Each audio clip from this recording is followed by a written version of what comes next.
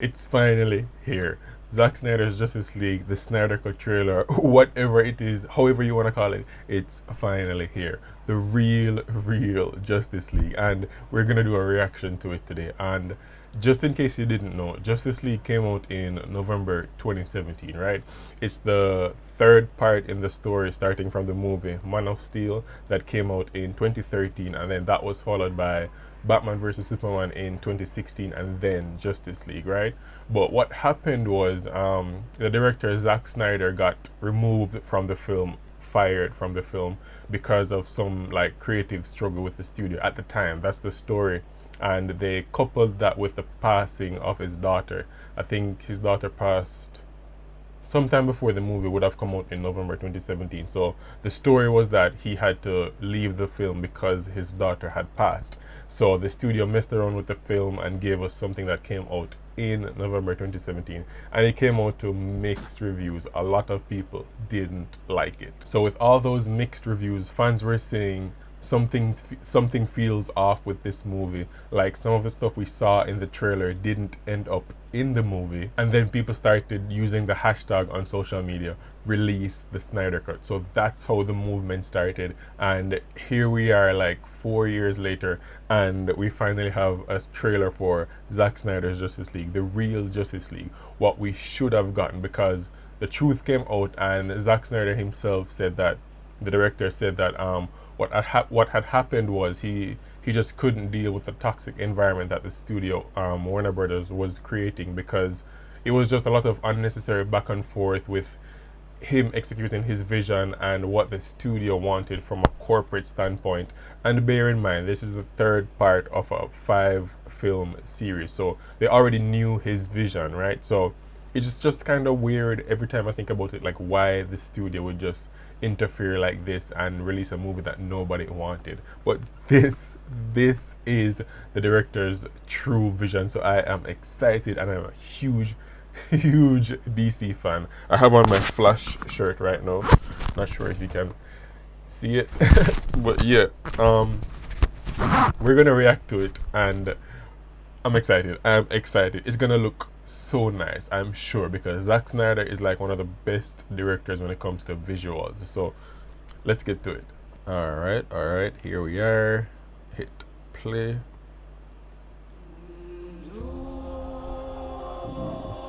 That's the scene from Batman vs Superman when he got in his chest. Look at the ripples, the bells, the music. The music. So those are the ripples from his screaming. dark, among the stars. Look how far his ripples are going. That's the Queen of the Mysteria. Did his screaming cause that? He is I Superman. had a dream, Nightmare. So nice. almost like a premonition. I have a dream. I think there's an attack coming. Dark side. Look how different Steppenwolf looks compared to what we got. Warriors. I'm building an alliance to defend ourselves. Did you see Cyborg with all those? How do you know your team's strong enough? If you can't bring down the charging bull, then don't wave the red cape at it. If you can't bring down the charging bull, don't wave the red cape at it. So cool. Such a good line. We were sent here for a reason. And even if This it looks takes you the so rest of good. your life, Iris. find out what that reason is. Black suit. Black suit. That's the tank from that did Flash just do that? Is he reversing time? Cyborg. It will. It has to. Black suit Superman is everything, guys. Everything. Zack Snyder's Justice League, exactly. We live in a society where honor is a distant memory. It's the Joker. Isn't that right? Batman. It's the Joker.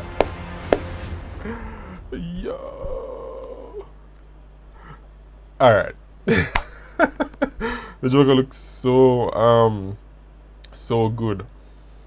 I mean, that scene with the Joker is obviously what we saw in Batman versus Superman when he had the nightmare, you know, when Superman was evil in the nightmare. So that's the same scene, and this it just looks so good. And the scene before that, we saw Batman looking at the Joker in the nightmare scene, and I'm assuming that's Cyborg in the background. Yeah, that's definitely Cyborg in the background.